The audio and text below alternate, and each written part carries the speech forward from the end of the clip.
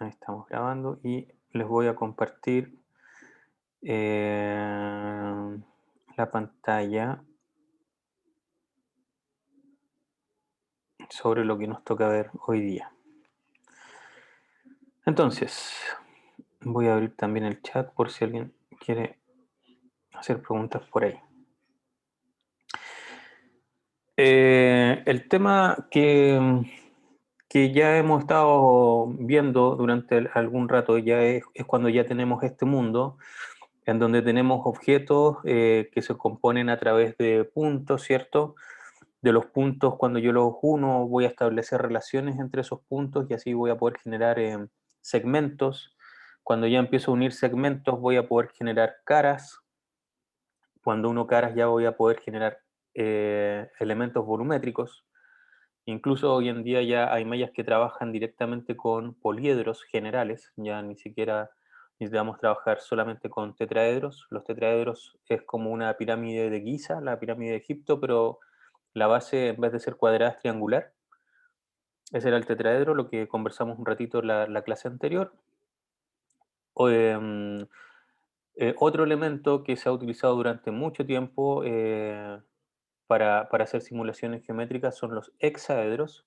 Los hexaedros son como una caja, como un cubo, ¿ya? Pero en realidad al ser hexaedros podrían no solamente ser un cubo que es perfecto, sino que podría estar más bien estirado, podría ser una caja que está aplastada, así como la caja de un televisor, o podría ser la caja que contiene un bate, entonces va a ser bien alargada, por ejemplo.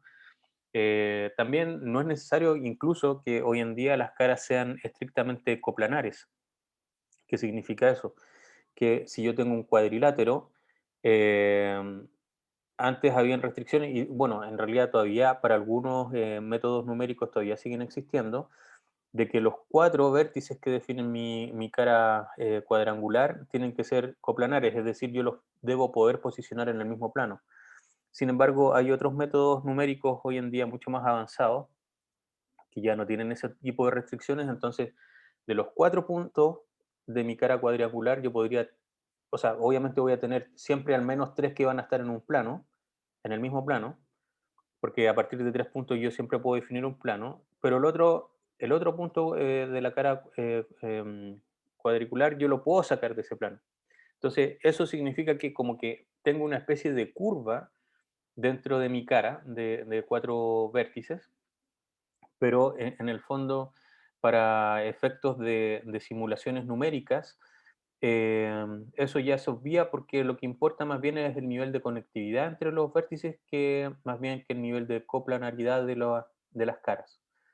Entonces, hay una gran infinidad de métodos para hacer simulaciones hoy en día. Bueno, los más famosos, de los más típicos de donde se comenzó fue básicamente elementos finitos, que no sé si es que lo han escuchado. También de los más antiguos está el de volúmenes finitos. El de volúmenes finitos, por ejemplo, ese sí que le preocupa que las caras sean, ¿cómo se llama? Más bien coplanares. No lo dice implícitamente, pero es una restricción que se deriva a partir de la formulación del método. Luego tenemos otros métodos que son mucho más avanzados. Ahí tenemos el elemento, o sea, perdón, el modelo de elementos virtuales, eh, y donde ese ya nos permite no solamente trabajar con elementos básicos como lo hacían los elementos finitos, sino que ya podemos trabajar, como les dije anteriormente, con poliedros. Por ejemplo, eh, ¿cómo se llama? Una pirámide, ahora sí ya como una pirámide de Giza, un prisma, que básicamente son dos caras triangulares que se conectan por caras cuadriculares. Luego vendría el hexaedro, pero de ahí yo podría tener, por ejemplo, una pelota de fútbol, generada a partir de puros pentágonos que se pegan uno al lado del otro y generar como una especie de circunferencia. Entonces, hay una gran variedad de métodos, eso es lo que les quiero transmitir primero que nada. Cada uno tiene sus ventajas, sus desventajas, hay algunos que son entregan soluciones mucho más estables, pero también requieren que el modelo que yo le entregue tiene que cumplir con muchas más restricciones. Hay otros que son súper rápidos, pero la solución no es tan confiable. Hay otros que se demoran. Yo he escuchado hablar de gente que simula cosas por meses. Eh, Generó su modelo, está ahí, tiene su máquina, que tampoco es una máquina mala. Presionan Enter y se van un mes a hacer otra cosa. Dejan ahí corriendo el proceso, y al cabo de un mes vuelven y ven qué fue lo que le arrojó su simulación. Y por supuesto que si ahí se equivocaron en un parámetro o entregaron mal algún dato, entonces los resultados que van a obtener no les van a servir de nada y perdieron un mes. Eh, entonces, ahí hay que, como ya les dije, y como ocurre generalmente en la ingeniería, no solamente en la informática, hay distintas formas de resolver los problemas, cada uno con sus pros y contras, y por lo tanto es a través de la expertise de la persona que está simulando, definir con qué métodos partir. Quizás siempre es bueno partir con hacer simulaciones que vayan rápidas para más o menos tener una idea global, y cuando uno ya esté un poquito más seguro ya empiece a trabajar con métodos que son un poco más, ¿cómo se llama? Que demandan más recursos, porque ya va a tener un poquito más una noción de qué es lo que se necesita, y así hasta que ya al final, cuando lance la simulación de verdad, la que le va a tomar un mes, ya esté prácticamente seguro de que esa es la simulación correcta y la que le va a entregar finalmente los resultados que van a validar todo lo que esa persona quería establecer. Y dentro de todo este mundo, algo que es muy importante para nosotros y para la computación gráfica tiene que ver con la parte de proyecciones. Entonces, nuevamente vamos a volver a nuestro modelo. Aquí tenemos el mundo tridimensional, ¿ya? Y nosotros queremos interactuar, como yo les decía anteriormente, con una pantalla que va a estar en dos dimensiones, pero en realidad finalmente, o sea, si nosotros vemos ahora nuestra reunión en Zoom, claro que estamos trabajando en 2D, pero si luego ustedes de su reunión quieren ir a jugar un rato, eh, probablemente ese juego va a estar simulando tres dimensiones a pesar de que siguen en la misma pantalla que es de dos nomás. Y para ello tenemos que estar trabajando constantemente con conceptos que ya hemos estado viendo. Desde el mundo 3D, lo primero que yo voy a necesitar hacer va a ser generar un clipping para determinar cuáles son las cosas que van a ser visibles dentro de lo que quiero representar finalmente en 2D acá. Luego está el paso que vamos a aprender, vamos a comenzar a aprender hoy en día, que es la parte de proyección, ¿ya? ¿Por qué? Porque yo ya sé las cosas que son visibles, pero si estoy simulando un mundo tridimensional en uno 2D, bueno, hay cosas que van a estar más lejos que otras, ¿cierto? Y yo las voy a querer ver de distinto tipo de formas. Y para ello entonces también voy a pasar por distintos tipos de transformaciones para finalmente generar lo que sería el mapeo a dos dimensiones que, como ya les dije, simulan nuestro mundo tridimensional. Entonces, eh, proyecciones. Vamos a ver nosotros aquí dos tipos de proyecciones en particular. Formalmente una proyección es una reducción del dominio, ¿ya?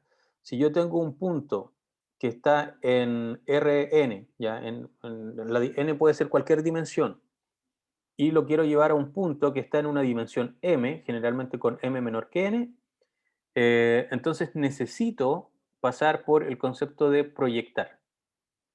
¿Sí? Una mano levantada, adelante. Fue una duda. ¿Mm?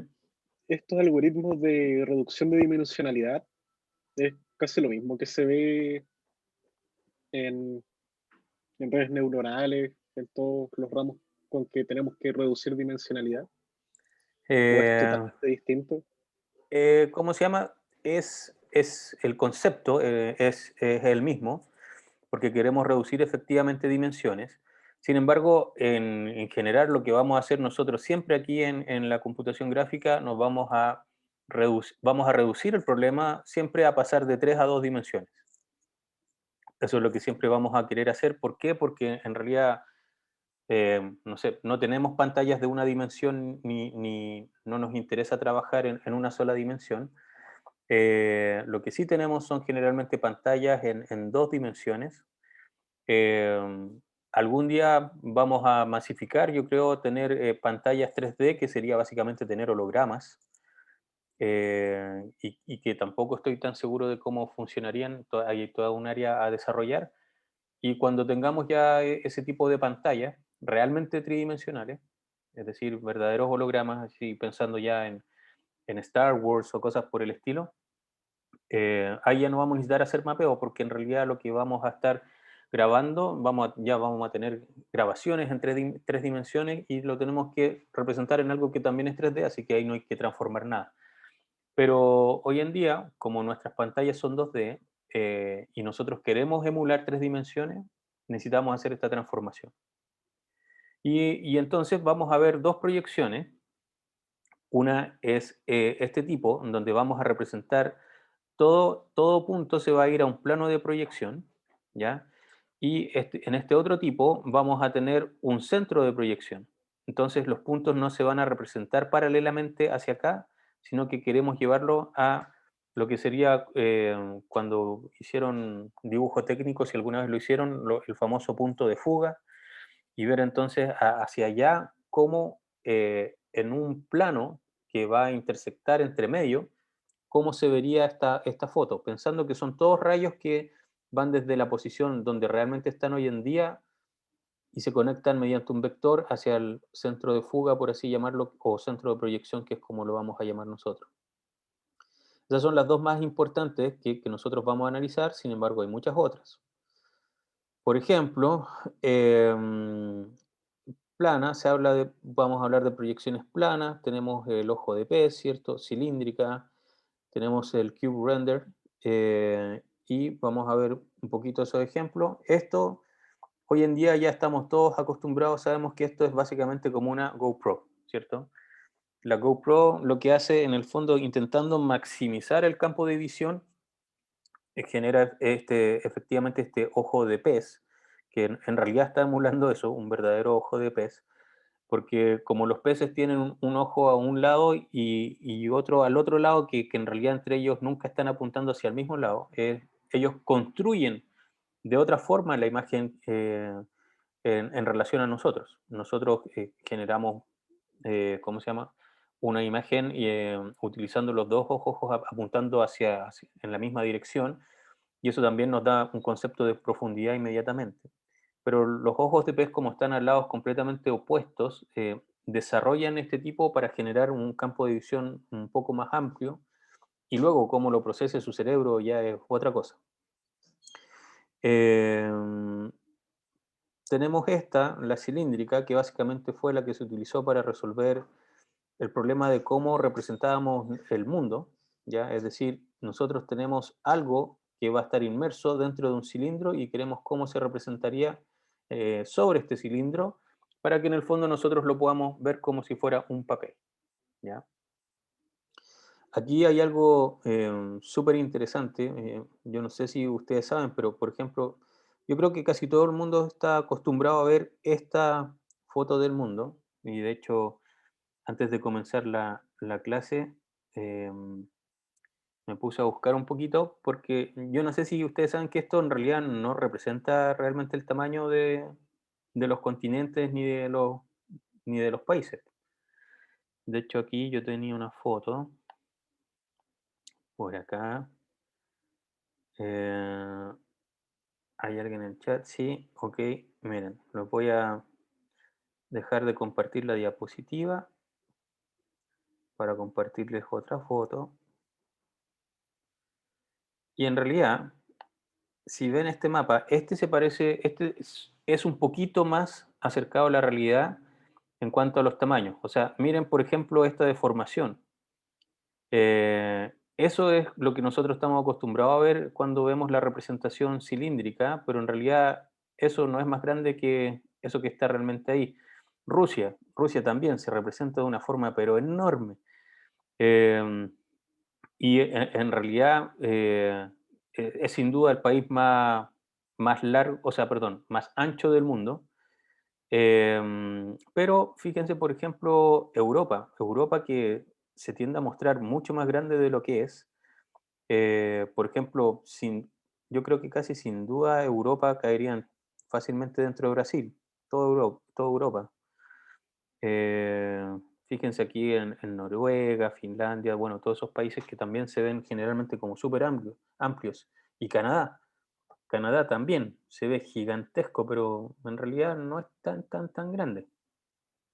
Si lo comparamos nuevamente con Brasil, y los que sufren menos deformación son los que están más más cercanos al Ecuador. Y mientras más alejados estamos del Ecuador, si se dan cuenta, tenemos como un mayor grado de deformación. Pero además, bueno, yo también he averiguado un poquito sobre esto. Entiendo de que también había unos aspectos medios religiosos en algún momento cuando se hizo esto, porque querían representar, ¿cómo se llama?, los países más, o sea, creo que venía como un poco del cristianismo y como que de ahí intentaron, ¿cómo se llama?, hacer más grandes los países que eran efectivamente cristianos. Y de ahí se deformó, digamos, toda la representación del mundo. Em, Así que en realidad lo que viene a mostrar esta representación y lo que a nosotros nos preocupa más bien en el curso es que nosotros queremos pasar de algo que está en 3D, que se asemeja a una esfera, porque realmente no es 100% una esfera el planeta, está un poquito achatada, em, y que de ahí nosotros debemos, en el fondo, proyectar de alguna forma para llevar esto a algo que esté en 2D y que sea realmente como una hoja, porque todos estamos acostumbrados a ver el mapa mundi, digamos. Y esto tiende a ser más o menos la forma más o menos típica en la que nosotros lo vemos. Entonces, el punto, nuevamente, lo que nos interesa a nosotros es ver que en la forma en que nosotros proyectamos podemos eventualmente generar distintos tipos de deformaciones, ¿ya? Y la idea es que fuésemos lo más fiel posible a la representación de lo que realmente es en 3D. Ok, entonces eso era un poquito de historia y de una aplicación real y verdadera de lo que tiene que ver con las proyecciones. Así que sigamos con las diapositivas de la clase. Ok. Chuc. Entonces, bueno, eso está un poquito distorsionado. Ustedes pueden buscar más cosas en YouTube. Esto no tiene nada que ver con que la Tierra sea plana, ojo. Simplemente la forma en que nosotros proyectamos desde, ¿cómo se llama? Desde una esfera sobre un cilindro en función de las deformaciones que tiene esto. Esta que está aquí se llama Cube Render y la idea es mapear el mundo tridimensional hacia un cubo. Y esto se parece bastante a lo que ustedes van a tener que hacer finalmente, o sea, una de las cosas que podrían hacer ustedes finalmente en su proyecto final del curso, pero ahí en realidad no vamos a mapear sobre todas las caras del cubo, sino que vamos a estar mapeando sobre tres solamente, que serían las que son alcanzables por un solo proyector. Y en realidad también hay alumnos que interactúan con otras caras, como se veían en los videos que yo les mostré al comienzo del curso. Si quieren agregar un cubo encima de otro, también obviamente van a poder llegar a más caras. O quieren utilizar el plano posterior, es decir, todo lo que no se proyecta sobre el cubo, vendría a ser como el piso o quizás ¿cómo se llama? La pared que va a estar detrás de donde ustedes van a estar proyectando teóricamente, también pueden ocupar esos planos en el proyecto. Entonces, ahora por fin nos vamos a meter con algo un poquito más centrado, que es el tipo de proyecciones que nos van a interesar en este curso. Y vamos a ver dos que son la paralela y en perspectiva, ¿ya? Esta que está aquí es la paralela, esta que está aquí es en perspectiva y la que está en perspectiva es básicamente la forma en que nuestros ojos procesan lo que nosotros vemos hoy en día. Nosotros vemos con perspectiva, no tenemos una visión paralela. Entonces, para comenzar a meter algunos conceptos, en una proyección paralela, el centro de la proyección va a estar ubicado en el infinito. Es decir, que cada uno de estos puntos yo lo voy a conectar con un punto que se va hacia el infinito siguiendo un mismo segmento. Los proyectores son paralelos entre ellos, ¿cierto? Las líneas paralelas en 3D son paralelas también en la proyección. Y voy a entonces comenzar a definir lo que va a ser un plano de proyección, que es la pantalla donde yo quiero que se refleje el resultado, ¿ya? El plano de proyección es la foto que yo voy a ver en 2D finalmente. Estos puntos que vemos acá son los puntos que vamos a estar nosotros viendo en nuestro mundo virtual tridimensional. Y por otro lado, por supuesto que el plano de proyección siempre va a tener su vector normal. Entonces, aquí tenemos dos vistas de la misma cosa para que lo imaginemos como es en 3D. Y si se dan cuenta, entonces yo voy aquí a estar poniendo, buscando la proyección de estos vértices sobre el plano de proyección. Y cuando ¿cómo se llama? El proyector, que es un vector, no está alineado con la normal del plano, entonces naturalmente se me van a generar deformaciones. Y también eso es algo que puede ocurrir regularmente. Pero si nosotros estamos alineados con el plano de proyección, por ejemplo aquí, mi plano de proyección está en el plano XY, ¿cierto? Aquí yo voy a tener todos mis vértices en coordenadas X y Z. Pero si el vector de proyección está alineado con el eje Z, entonces mi matriz de proyección es súper simple. Lo único que tengo que hacer es que todas las coordenadas Z de mis puntos en 3D sean cero, ¿ya? Y si todas son cero, entonces este punto va a venir acá, este punto va a venir acá. Si tuviera uno mucho más alejado por aquí, también se va a pegar allá según la misma dirección alineada con el eje Z. Entonces, la matriz de proyección ahí es trivial, es simplemente dejo para un punto X y Z, el X lo mantengo, el Y lo mantengo, el Z pasa a cero, me da lo mismo el valor que tenía, y por supuesto que su coordenada homogénea la mantengo también en uno por si luego necesito hacer cualquier otro tipo de transformación. Ahora, ¿qué pasa si no estamos alineados? Si no estamos alineados, entonces la matriz va a ser mucho más compleja. Aquí estábamos en el mundo de Bills y Pap, ¿cierto? Súper fácil, súper trivial. Y aquí ya inmediatamente vamos a complejizar la cosa. Y tenemos un punto X y Z, ¿ya? Aquí tenemos el vector de proyección, o simplemente el proyector, ¿ya? Que ahora ya no está alineado con el eje Z. Y aquí tenemos lo que vendría a ser entonces el punto alineado con el eje Z, ¿ya? Esto básicamente sería el punto XY Z0, ¿ya? Y este punto, el XP IP, es el punto que yo obtendría, digamos, según la proyección, y que me va a dar un cierto XP y un cierto IP. El Z también va a ser cero porque naturalmente tiene que estar sobre el plano de proyección XY. Profe, Básicamente estamos en Z igual cero. Entonces, generando estos dos vectores, porque este yo lo conozco, yo sé cuál es X y Z y sé cuál es el vector 001, porque ese es el vector que está alineado con el eje Z, y también tengo que tener mi vector de proyección. Tengo que conocer el vector de proyección. Es como profe, si me devuelvo aquí, este es mi vector de proyección. ¿Se dan cuenta que no está alineado con la normal? Entonces, ese vector es el que tengo que conocer. Sí, Juan Pablo. sí, en la slide siguiente, creo que Ujú. era, o anterior, no sé. Ahí, eh, no, no, una más. ahí. Ese, sí. El vector, o sea, la cosita amarilla que no está denominada proyector, es la Sí, normal. claro. Esa vendría a Ya, ser simplemente dejar el z igual a cero. Te das cuenta que la componente x se mantiene tal y cual, la componente y se mantiene tal y cual, y el z desapareció. ya.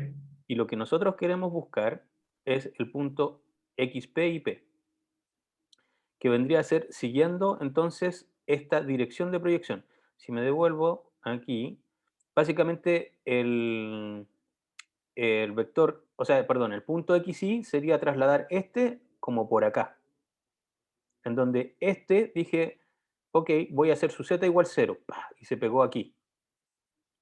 Y como se pegó aquí, aquí yo puedo generar como ese triángulo, que es el que nosotros estamos viendo en la otra slide, y la gracia de generar ese triángulo es poder encontrar cuál va a ser la matriz de transformación que le voy a poder aplicar a todos mis vértices.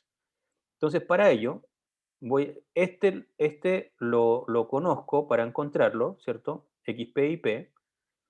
Este también lo conozco, hago z igual 0, y en función de eso voy a generar aquí un eje que va a ser paralelo a X, y el ángulo teta que va a estar entre eso que es paralelo a X con este vector que viene acá, lo voy a utilizar para generar la matriz de proyección. Y el alfa va a ser el ángulo en que voy a tener entonces entre el, el resultado del proyector y la unión de mi punto de proyección, que es la intersección. Ustedes me podrían decir, pero profe, si calculó XP e IP, ¿para qué necesita la matriz? Porque al final, si ya somos capaces de calcular XP e IP, ya hicimos lo que queríamos hacer, pues queríamos ver cómo íbamos a proyectar X y Z en este plano y dijimos que es XP y P, que es la intersección del proyector con el plano. ¿De acuerdo? Nosotros aquí lo calculamos para un punto, pero lo queremos calcular para 8.358 millones de puntos, ¿cierto? ¿Cómo los vamos a proyectar en este plano? Entonces, no quiero estar buscando la intersección entre esos 8.348 millones de puntos con el plano. Si ya lo calculé para uno, entonces quiero deducir a partir de ese cálculo cuál es la matriz que le debo aplicar a todos los demás vértices que están en mi mundo tridimensional. Y esa matriz es esta en función de estos ángulos que acabo de encontrar acá. ¿Se entiende la idea de por qué lo estamos resolviendo así?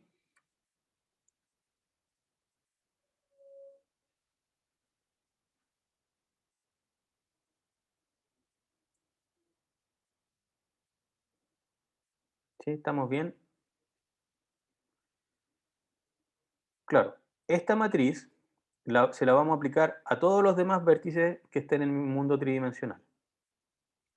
Entonces, lo que hicimos acá fue que para un punto yo calculé el vector siguiendo el proyector donde se intersecta con el plano de proyección.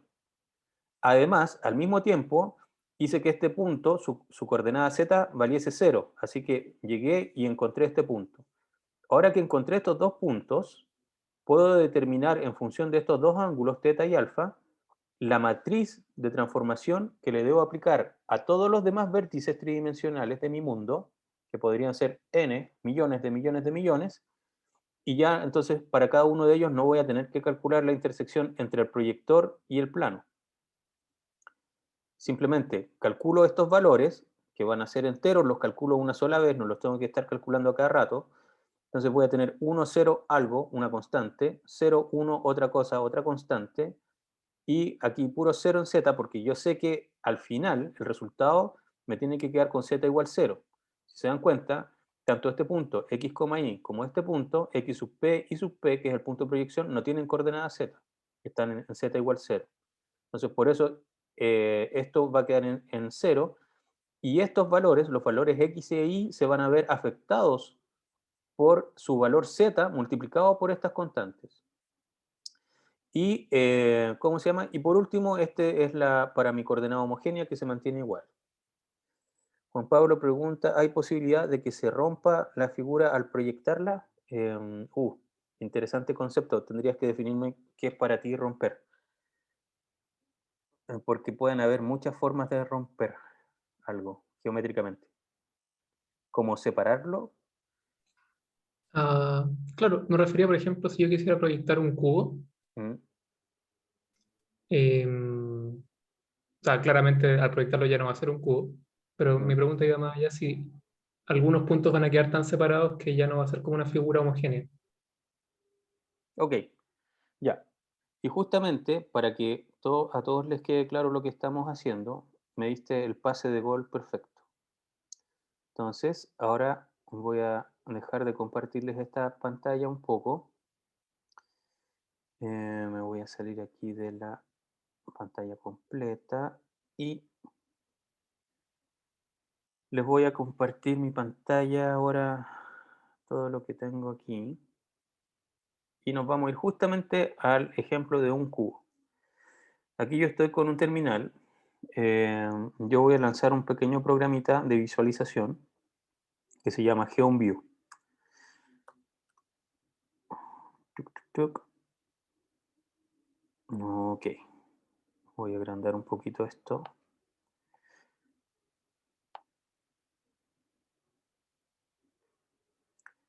Y voy a cambiar. Aquí estamos con una visión en perspectiva, que es todavía no lo vemos. Voy a cambiar mi visión a. Fíjense que aquí que tengo una opción de perspectiva, que es la esta activa, y esta ortográfica, que es paralela. Ahí me cambié a paralela. ¿Ya? Fíjense la diferencia. Ahí estoy en algo que está en perspectiva. Esto es como una especie de cubo, pero tiene los bordes un poquito más redondeados, por así decirlo. Y aquí eso está en perspectiva con un punto de fuga que está aquí al centro, pero al infinito hacia atrás. Y aquí en cambio me pasé a ortográfico, que es paralelo y que está todo ahí perfecto. Ahora les voy a mostrar qué pasa si roto esto.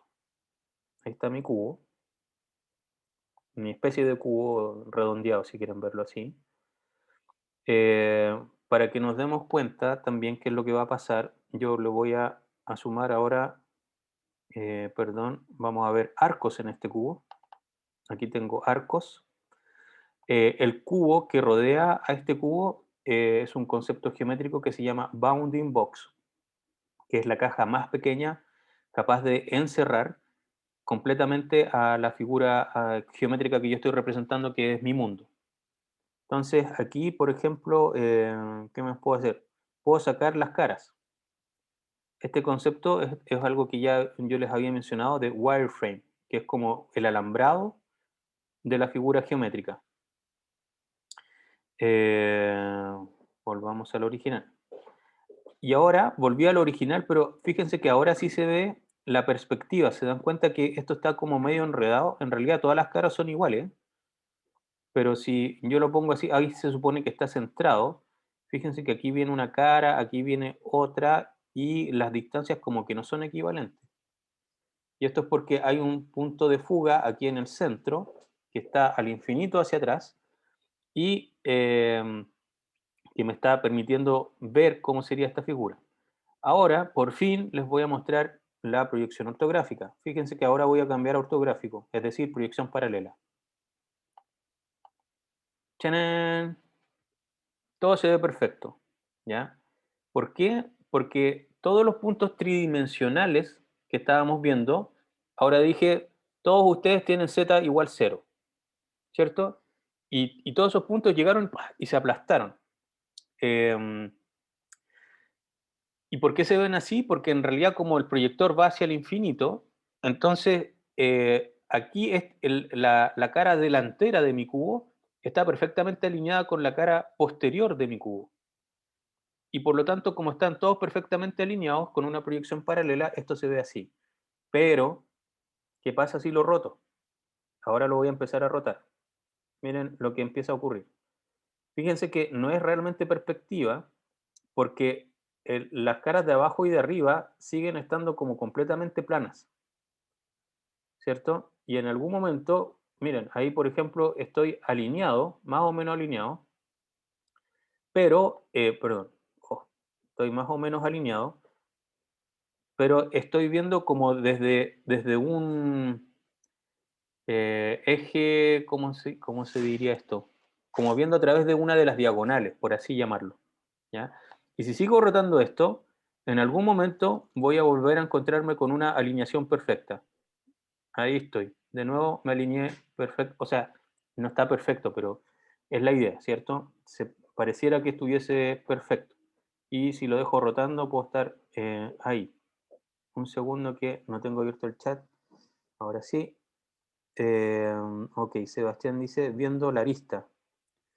Claro, Y también se puede generar cosas más deformadas, como por ejemplo ahí, en donde esto ya no está en perspectiva. Y si quiero ver las caras, puedo hacer eso. Fíjense que pareciera que el cubo se deforma para nuestra vista, que está acostumbrada a ver las cosas en perspectiva. Es como que se achatara en un lado, en el otro se expandiera, pero en realidad es porque estamos utilizando la proyección paralela. Miren, ahora ni siquiera lo voy a detener y voy a cambiar a la proyección en perspectiva. Y eso para nosotros tiene mucho más sentido. Dicen, ah, sí, pues, no, pues obvio. Sí, ahí está el cubo, perfecto. Ese cubo sí que no se deforma. El otro se deforma. Pero en realidad no es que se deforme, es por la forma en que nosotros estamos proyectando.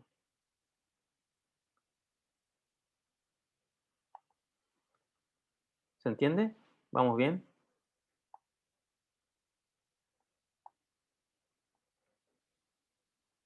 Nuevamente aquí, si volví a perspectiva, ¿cierto? Si le quito las caras que estén pintadas, ¿cierto? Ahí ya vemos que ya no está alineado. Bueno, y con esto yo puedo hacer otro tipo de cosas que también voy a aprovechar de repasarles inmediatamente. Por ejemplo, vamos a ver lo que sería nuestro algoritmo de clipping. Yo ahora le voy a hacer un zoom. ¿Y qué pasó ahí? Hay cosas que dejaron de ser visibles. Y entonces ahí automáticamente el programa dijo, ah, ok, esto ya no está dentro del viewport, como habíamos definido anteriormente, y por lo tanto estas cosas no las tengo que dibujar, solamente esto. Pero ojo que, por ejemplo, incluso estando aquí, yo puedo rotar y las cosas que al estar rotando también tengo que ir recalculando qué cosa va a ser visible y qué cosa no. Eso fue con un zoom, pero ojo que el concepto de zoom y el concepto de escalar no es el mismo, ¿ya? Les voy a explicar esa diferencia ahora. Yo voy a hacer un zoom ahora y voy a hacer mucho zoom. Y más y más y más. Y de hecho ahora estoy intentando hacer más y más zoom. Y ustedes no van a ver ningún cambio, simplemente se ve todo del mismo color, ¿cierto? Porque me estoy acercando, estoy intentando acercar mucho más a mí esto como si fuera una muralla, ¿cierto? Hay un momento en que ya no me puedo acercar más, aunque físicamente en teoría sí pudiese. Es el concepto de zoom. El concepto de zoom es distinto al concepto de escalar. Fíjense, ahora voy a escalar. Entonces, de nuevo, no, perdón, primero voy a rotar un poquito para que se note la diferencia. Por acá. Y ahora voy a escalar. Y me voy acercando, acercando, y ¡pac! ¿Qué pasó ahí? Me metí adentro. Ahora estoy adentro. Si roto, salí, volví a entrar, salí, volví a entrar, salí, volví a entrar. ¿Ya? Y también puedo hacer operaciones aún más entretenidas. Por ejemplo, estoy parado acá, ya estoy adentro de mi cubo, y una vez que estoy adentro de mi cubo, voy a hacer un zoom out. Fíjense lo que va a pasar. O, ¿qué va a pasar? ¿Quién me podría decir qué creen que va a pasar si hago un zoom out?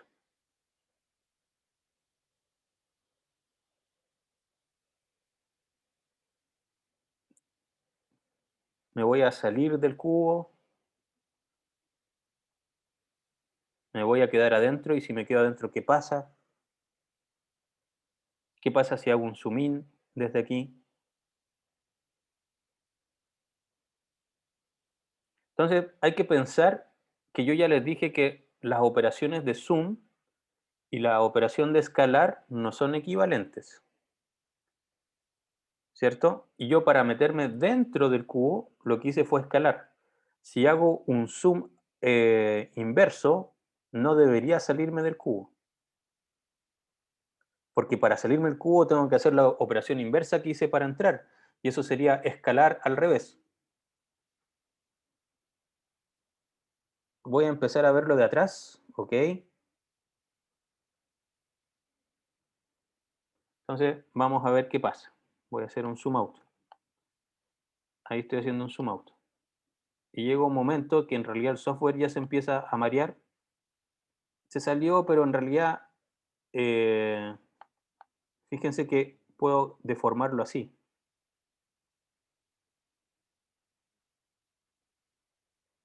¿Ya? Y en estricto rigor, si hubiese estado más escalado, o sea, si escalo aún más, no debería poder salirme. Y ahora intento hacer un zoom out. Chic, chic, chic. Miren lo que pasa ahí.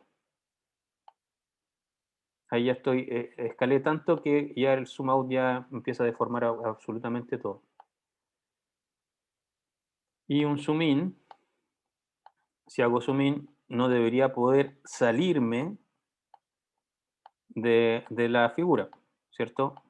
Sigo haciendo zoom, zoom, zoom, zoom, zoom, zoom, y aquí volví a chocar con la pared y haciendo más y más y más zoom, en realidad nunca voy a salirme de esto, simplemente sigo chocando con la pared. Aquí cambió de color porque sigue rotando, ¿ya? Y ahora estoy haciendo un zoom out para... ahí estoy haciendo zoom out para volver un poquito a lo que tenía. También, aprovechando que estamos aquí, ahí volví al original, voy a hacer una traslación. Fíjense en eso es trasladar, ¿ya? Es distinto a estar rotando, no corresponde a nada que ver con rotar. Y fíjense que si yo tengo esto aquí y ahora roto, por ejemplo, hacia arriba, o sea, así, en realidad aquí está aplicando una rotación con respecto al centro de masa o el centro en realidad de la figura del bounding box. Pero también puedo aplicar una rotación al mundo. Entonces, por ejemplo, bueno, eso es un poquito más complicado. Si me voy aquí a la cámara y hago rotación, ahí mandé al cubo a girar en torno al centro de vista de cómo se llama, del mundo virtual en el que estamos, y por eso lo vemos así, a veces nomás, como si nos estuviese orbitando, entre comillas. Volvamos al original. ¿Quién más? Ok. Entonces, con esto podemos ver cuáles son las operaciones de rotación, de traslación, escalamiento. Esto no tiene un sharing implementado, porque sería mucho más complejo de hacer, pero tienen las principales. Y hay que distinguir entre cada una de esas operaciones. ¿Cómo están? ¿Muy complicado?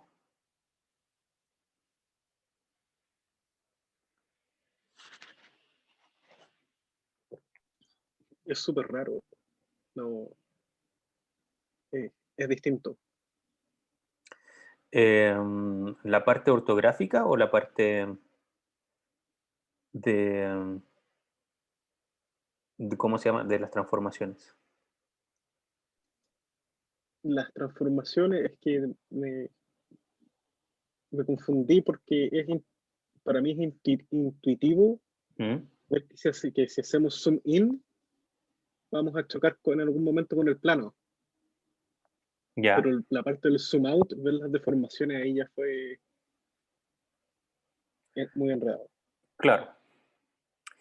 En teoría, lo que nosotros estamos haciendo cuando vemos el zoom, ¿ya? Nosotros tenemos nuestra imagen y lo que estamos haciendo es que tenemos que ir a la parte de viewing, que fue una de las primeras cosas que vimos, ¿cierto? Y ahí estamos diciendo, ok, quiero que esta parte del window que yo tengo en este momento, esta es mi foto, esta parte del window quiero que cubra todo el viewport, por ejemplo. Y como cubre todo el viewport, entonces en realidad esa foto la va a hacer más grande, ¿ya? Te vas a acercar mucho más a la foto.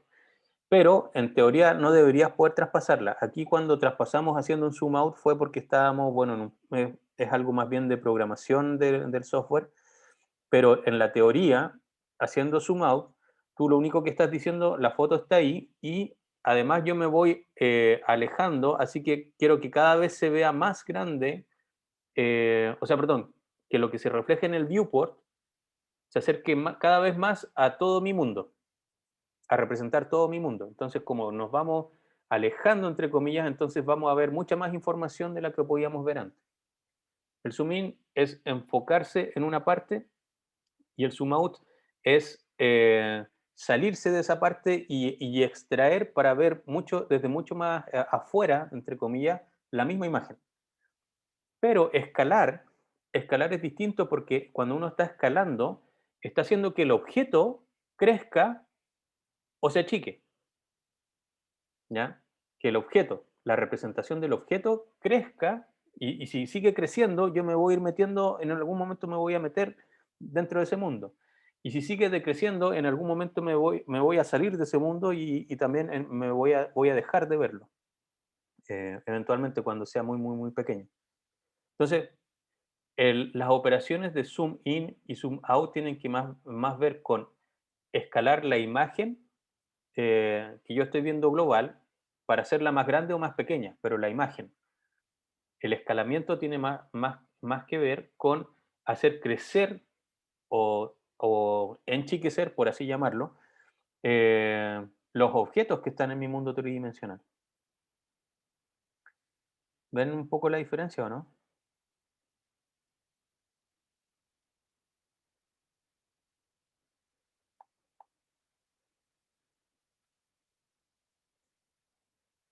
¿Les queda claro?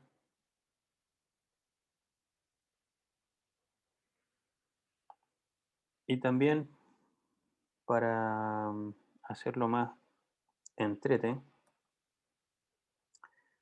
puedo mostrar un ejemplo mucho más bonito. Veamos, por ejemplo, veamos CS6R6.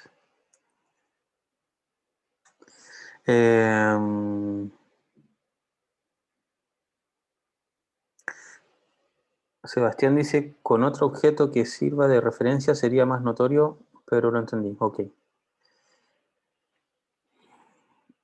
Este es mi ejemplo favorito. Lo que están viendo ahí es una malla de un cerebro. ¿Y cómo se llama? Bueno, esto está hecho con una de las técnicas de mallado que yo he desarrollado en investigación. Aquí estamos viendo nuevamente la proyección en perspectiva, pero ahora va a ser menos claro en realidad lo que vendría a ser la proyección ortográfica. Vamos a activarla de todas formas. Cámaras, vamos a la ortográfica. Ahí se deformó de forma ortográfica.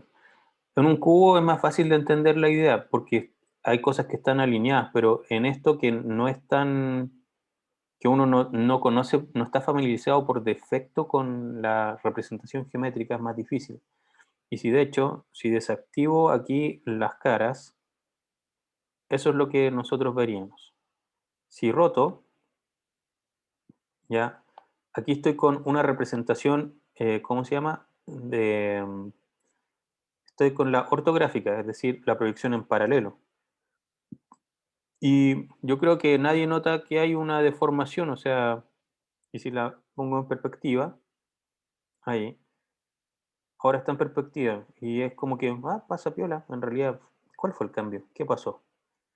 Yo no veo ningún cambio. Perspectiva, ortográfica, perspectiva, ortográfica, ¿cierto? Porque nuestro cerebro comprende mucho mejor una idea simple con algo que ya sabe cómo tiene que estar alineado. Pero esto que no tiene un alineamiento por defecto es más difícil de comprobar o corroborar que las líneas están bien o no. ¿Ya? Pero si les muestro otro ejemplo, ahora voy a hacer un corte. Z089.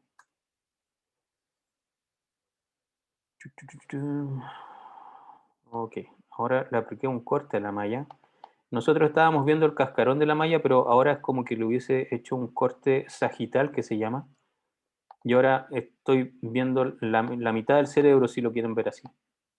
Y aquí podemos ver los elementos internos, y al ver los elementos internos, ahora sí, nuestro cerebro reconoce inmediatamente cómo debería estar alineado. Entonces, si hago una inspección con la cámara, ahí está en perspectiva y ahí está ortográfica, y ahora, como tengo la cajita del bounding box, puedo ahí intentar alinear la cajita y halt. Ahí se supone que debería estar todo alineado, pero en realidad como mi cajita está alineada, bueno, ahí hay errores de representación, pero eh, ahí estoy haciendo un poquito de zoom.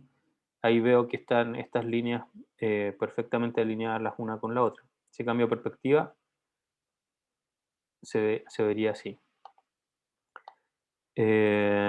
Y si hago ahora vamos a hacer un escalamiento, nos vamos a meter adentro, y ahora voy a hacer un zoom out. Fíjense cómo está la geometría acá. Ahí me salí porque estoy rotando, pero puedo ver, digamos, cómo está distribuido los puntos al interior. Me salí, volví a entrar. ¿Ya?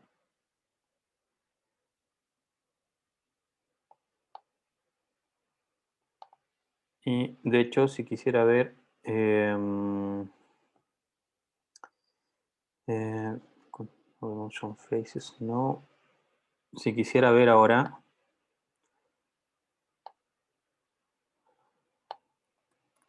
esto y me meto adentro de nuevo, hago un zoom out y roto. Entonces ahí tengo, digamos, estoy volando dentro de mi cerebro.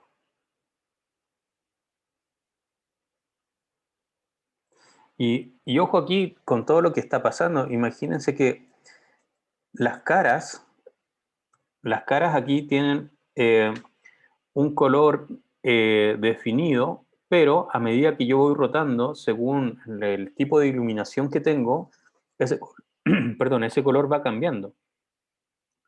Fíjense en una cara en particular. Por ejemplo, fijémonos en esta que está súper oscura. Si yo empiezo a hacer así, se empieza a aclarar, aclarar, aclarar. Ahora está 1000 veces más clara que antes, ¿cierto? Y eso en mi computador lo está calculando a medida que yo voy interactuando con esto. Fíjense la cantidad de operaciones que hay que hacer en esto y de lo eficaz que es mi tarjeta gráfica, porque en el fondo está analizando al mismo tiempo el clipping para saber qué cosa está dentro, qué cosa está afuera. Está analizando la proyección para saber cómo tiene que representar el mundo tridimensional en esta ventana 2D. Está analizando también la iluminación para darle realismo a esto, ¿cierto? Si de hecho le quito, por ejemplo, los arcos, perdón, las caras, esto se ve así. Si le quito los arcos, esto se ve así.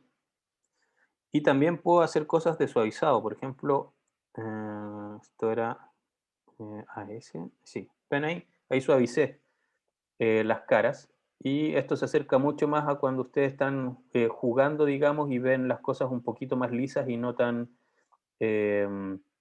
discretizadas como las estábamos viendo en el mundo anterior. Ahí está eh, más suavizado, pero vemos los arcos al mismo tiempo. Y aquí podemos volver a una representación en donde el color es constante. Y aquí volvemos a la que hay un punto de iluminación, que es otra cosa que también vamos a ver en el curso cuando veamos técnicas de iluminación como PON y cosas así. Preguntas hasta acá.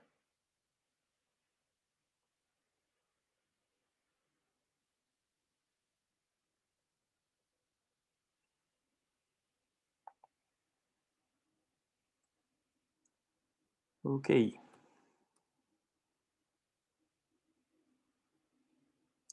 Entonces, vamos a volver. Dejar de compartir toda mi pantalla. Voy a compartirles solamente la diapo.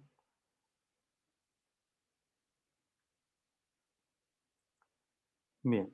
Entonces, espero que ahora les haya quedado claro, sobre todo con la idea del cubo, es que con el cubo cuando lo rotamos y ya no estaba alineado con el centro de proyección y veíamos como que algunos puntos se desplazaban, ¿cierto? Estaba haciendo primero que nada que los puntos tridimensionales, su z fuera 0 para encontrar este que está aquí, y luego según el proyector para uno de los vértices encontrar este y sub p, perdón, x sub p e y sub p, y a partir de estos vértices simplemente determinar estos ángulos utilizando como referencia uno que fuera paralelo al eje X. Una vez que encontramos esos ángulos, determino esta matriz donde estos valores son constantes y esa matriz yo se la aplico exactamente a todos los vértices del mundo con los que yo estoy trabajando. Y por eso se puede hacer súper rápido, porque en la malla del cerebro, que tiene, no sé, con las que estábamos viendo tenían sobre 10.000 vértices, 10.000 puntos, en realidad eso se le pasa a la tarjeta gráfica y la tarjeta gráfica dice, una multiplicación de una matriz de 4x4 por un vector ¿cómo se llama? De 4 filas y una columna, eso que, ¿por qué me pides algo tan básico? Pídeme algo que me tome un poco más de tiempo. Y eso para 8.000 puntos te da lo mismo. Eh, es un juego. Entonces, esa es la gracia de poder, por eso está esa arquitectura pensada para estar haciendo multiplicaciones de matrices constantemente. Y la otra es un poquito más difícil cuando estamos hablando de la proyección en perspectiva.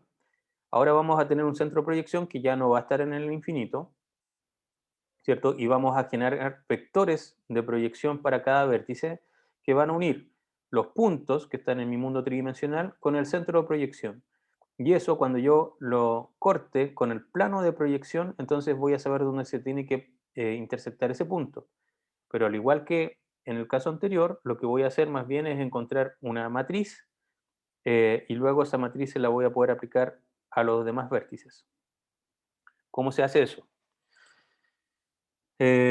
Supongamos que yo tengo este punto que tiene sus coordenadas x, y y z, ¿ya? Y yo quisiera ver cómo este punto que está en el mundo se proyecta sobre este plano que está alineado con los ejes x e y que en realidad lo voy a definir no en z igual 0, sino que lo voy a definir a una instancia d del plano xy. ¿Ya? Entonces aquí tengo mi plano xy, y a una distancia d, es decir, z igual d, voy a generar este plano artificial y esta va a ser mi pantalla. Este va a ser mi rango visible. Entonces voy a poner mi punto de fuga en el origen y lo que quiero hacer es determinar estas coordenadas. El x sub p, el y sub p, y yo sé que su coordenada z tiene que ser d porque tiene que estar sobre este plano. ¿Ya? En función de eso, entonces, nosotros podemos determinar otros puntos de referencia, como los que aparecen aquí. Este que está acá tiene el mismo x que mi punto para el cual estoy haciendo este cálculo, pero en vez de tener una coordenada y, lo proyecté sobre el plano xz, ¿ya? Así que su y pasa a ser 0. Y el z lo mantengo. Y por otro lado, este otro punto que está aquí, ¿ya? Lo que voy a decir es que su x lo voy a hacer 0, el y lo mantengo y el z lo mantengo. Entonces lo que hice fue proyectar este punto básicamente en el plano x igual a 0, que es el plano formado por y por z, ¿cierto? Entonces, por simetría, digamos, súper simple, yo puedo encontrar esas coordenadas. Si se dan cuenta, si veo en el plano XZ, ¿ya? Volvamos al plano XZ. Plano XZ es el que está aquí en negro. Parece que hay una pregunta en el chat. Em, parece que hicieron varias preguntas, ¿o no?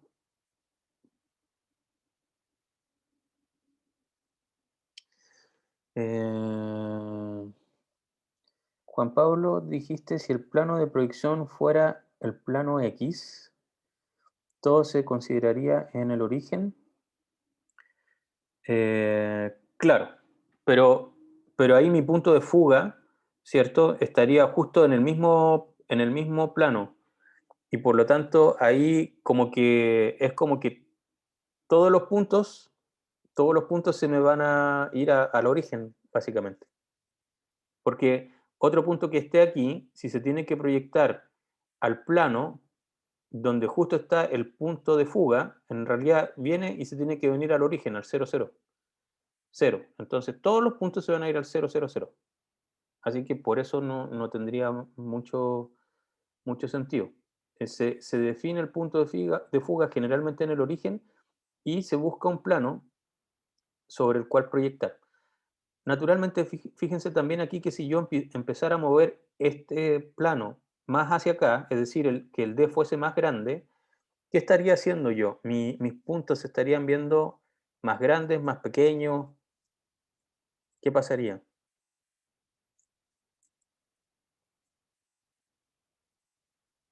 Si mi D es más grande que el actual.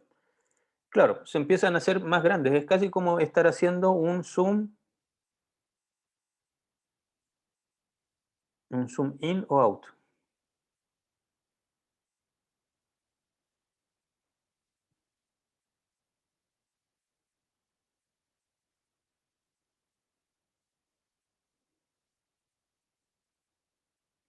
Si mi D se hace más grande, los objetos se van a empezar a ver más grandes y en el fondo es como si estuviese haciendo un zoom in y en realidad lo que estaría haciendo es casi más bien un escalamiento, ¿no?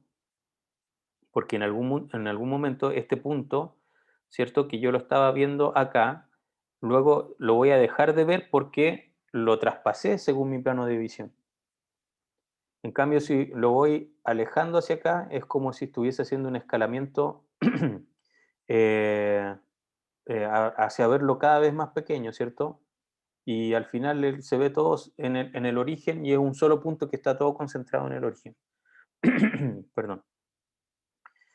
Entonces, volviendo a la trigonometría que estamos aplicando ahí, más bien a las reglas de similitud, fíjense que si vemos el plano negro que está en XZ, vemos aquí que tengo PX0Z y me gustaría determinar cuál es este punto.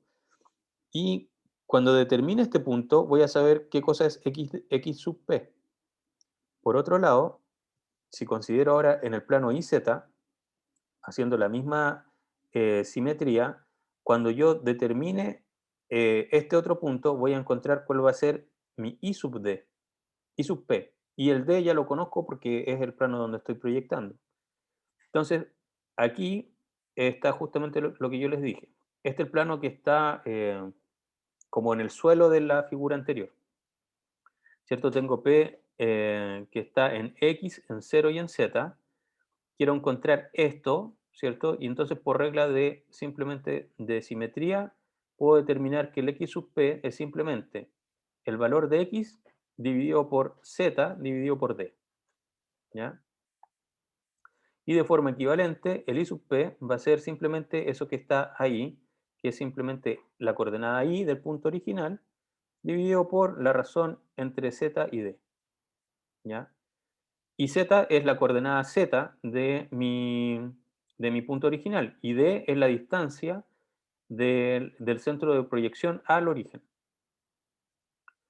Entonces, con eso, finalmente, mi matriz de proyección es simplemente esta, para un punto.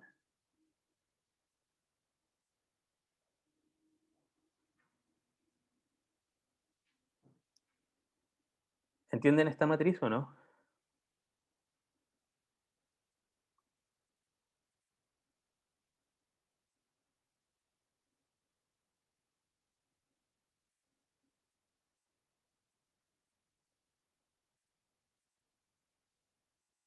¿Por qué esto es una matriz de proyección? ¿Por qué puse un 0 aquí? ¿Por qué estoy manteniendo X, Y y Z de los puntos? ¿Y por qué hago aquí 1 dividido en D?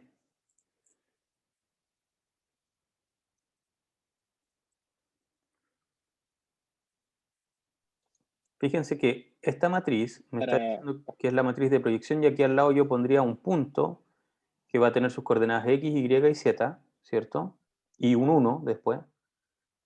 Y yo lo multiplico por esta matriz y entonces me debería indicar cuál es el punto proyectado. ¿Sí interrumpí a alguien que quería hablar? Sí, que eso fue para mantener los tres ejes de simetría, o nada que ver. Mm, no, no es para eso.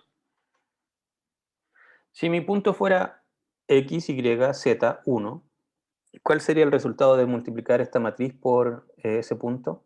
¿Cómo me quedaría?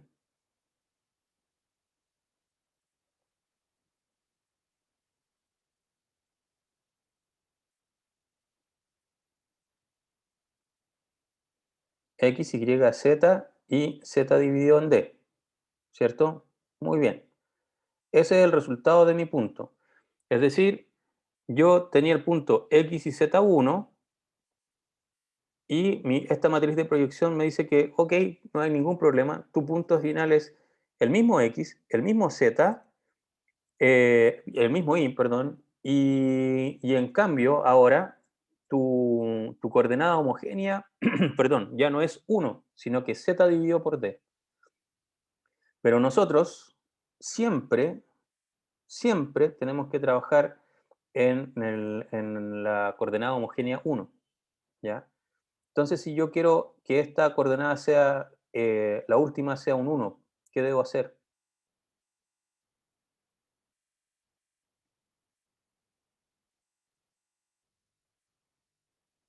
Si yo quiero que la última componente de mi vector sea un 1, ¿qué debo hacer con este vector actual?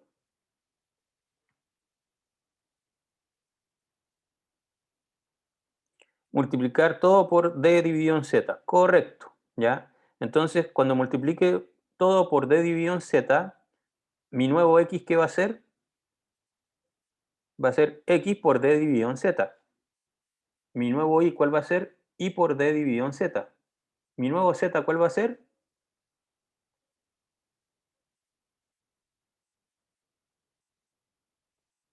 D. Muy bien.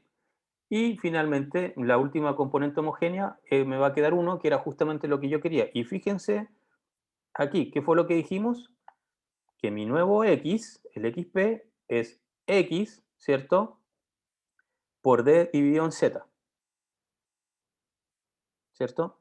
Entonces, la matriz de transformación es súper simple cuando la vemos así, ¿ya? Pero en realidad luego debo volver cada uno de los puntos a su coordenada homogénea. Y entonces es ahí que voy a decir, ah, ok, ya tú no eres x, sino que tú eres x por d dividido en z, para, según tu z, según tu componente z, y el d que es un valor constante. El i va a ser el i, pero por d dividido en z, este me va a quedar en d simplemente, que sabemos que todos los puntos tienen que quedar en D, y voy a recuperar además que mi coordenada homogénea pase a ser de nuevo 1. ¿Sí? ¿Se entendió eso?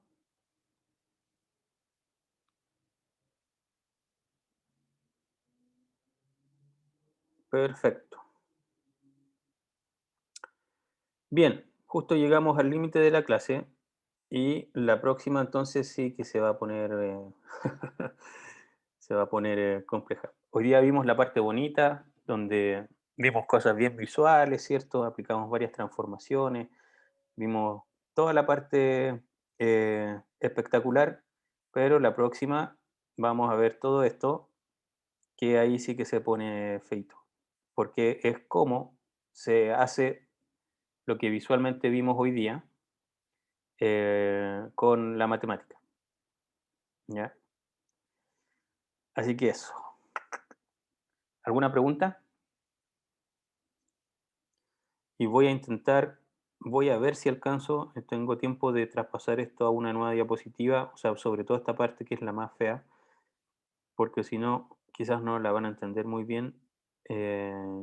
Y como les dije, el cálculo que vimos hoy día era como un punto, para un punto veíamos sus coordenadas, pero cuando hablamos de una geometría tenemos que ver si es que cae o no dentro del clipping ya tridimensional que vamos a tener.